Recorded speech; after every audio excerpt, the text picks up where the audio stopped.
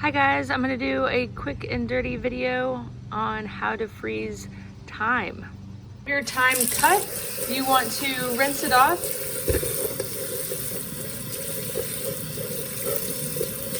And then you'll take it, shake it off a bit, put it in a salad spinner to get rid of that excess water.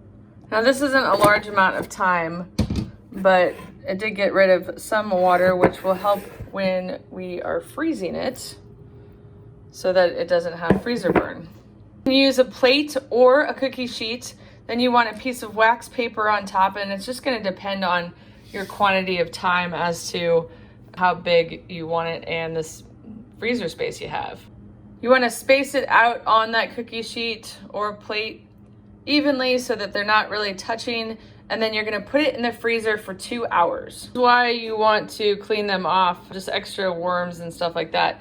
So I have my 2 plates ready to go, and I'll go stick them in the freezer for 2 hours. After it's been in the freezer for 2 hours, you're gonna grab a Ziploc freezer bag or something similar. I'll include a link in the about section below.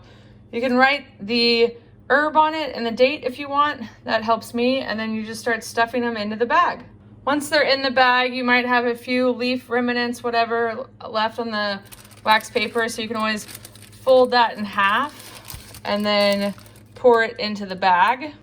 And so then the idea is if I bring this bag out for a recipe and need some thyme, I can just pull out one little twig or however many twigs I need to get the thyme that I need. Once it's all in the bag, I like to push out the air and flatten it as much as I can to reduce the chances of freezer burn. And that's also why you put it separated in the freezer for 2 hours before you put it in a bag, so that you're dealing with individual stems and not a big chunk of basically thyme ice. That's it. I'm gonna put this in the freezer. Thanks so much for watching. If you have any questions, please don't hesitate to ask. If you have any tips or tricks on how to freeze thyme, please leave them in the comments below, and we'll see you next time.